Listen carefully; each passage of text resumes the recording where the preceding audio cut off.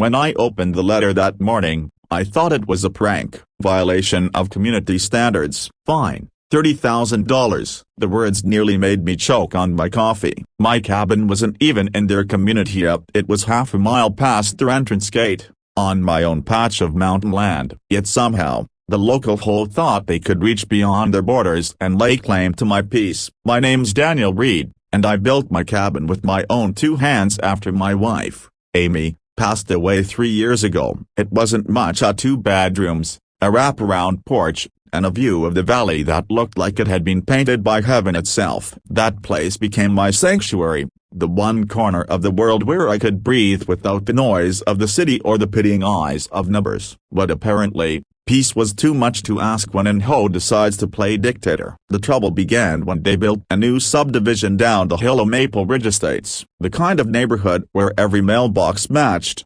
grass had to be exactly 2 inches high, and people wore polos just to take out the trash. I didn't care, until their new president, a woman named Janice Porter, decided my unregulated eyesore of a cabin detracted from community values.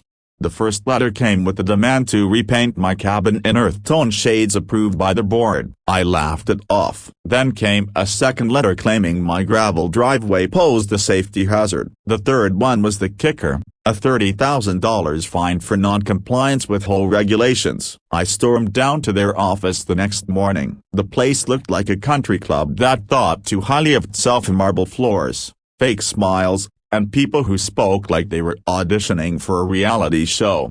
Janice greeted me with that smug grin that only people drunk on power seem to have. "Mr. Reed," she said, folding her manicured hands, "your property falls within our environmental oversight zone. You'll need to comply with the Maple Ridge community standards." I could feel the heat rising in my chest. Environmental oversight zone? My land isn't even inside your subdivision. You can't fine me for existing. "Oh, we can," she said coolly. "It's all in our revised boundary documentation." I left before I said something that would get me arrested. But once I got home, I started digging. I pulled county maps, zoning permits, and even old land deeds. My cabin sat on parcel 47 land that had never been included in Maple Ridge's jurisdiction. In fact, my property line predated the HOA itself by 20 years. That was my first glimmer of hope and my first taste of fury. I hired a lawyer named Rebecca Nolan, a sharp-tongued woman who loved taking on bullies with titles. She flipped through the HOA's boundary expansion papers and smirked. They tried to rezone land without county approval. "That's not just a mistake,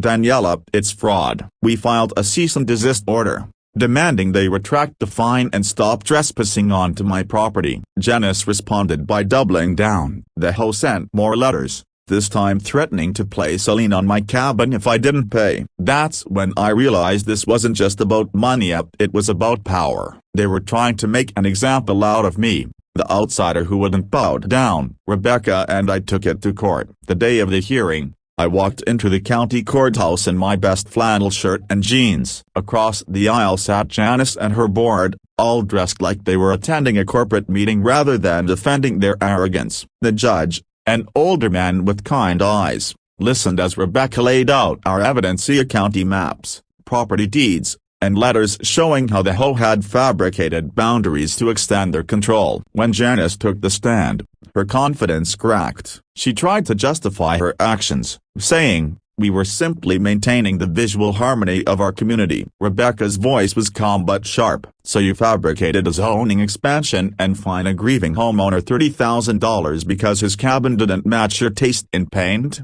Janice's face turned pale. The courtroom fell silent. The judge leaned forward. "The HOA of Maple Ridge Estates has no jurisdiction over Mr. Reed's property. Their actions were unlawful and predatory. I'm ordering full restitution of legal fees and fines, plus an investigation into the board's conduct." It was over. But the story didn't end there. Within a month, the county launched a formal inquiry into the HOA. Turns out, Janice had pushed through several unauthorized expansions to inflate property values and justify higher dues. When the truth came out, half the board resigned. Janice herself was later fined for fraudulent filings. Neighbors I'd never met started showing up at my cabin, some from Maple Ridge itself offering apologies, pies, and even friendship. Turns out, many of them had been afraid to speak up against the HOA for years. My case gave them the courage to start their own reform petition to replace the board entirely. As for me, I never wanted revenge. I just wanted peace. But standing on my porch one evening, watching the sun dip behind the valley, I realized something important. Peace sometimes has to be defended. The cabin that once stood for solitude now stood for something bigger: freedom. Months later, Rebecca sent me the final court letter. The HOA's board was officially under state investigation for misuse of authority. I poured a glass of Amy's favorite red wine, sat on the porch, and whispered, "We did it, love." Because sometimes, the smallest cabin can shake the biggest walls. And sometimes, standing your ground isn't just about land, it's about dignity. That's the day Maple Ridge learned that you can't fine a man for the view from his own mountain.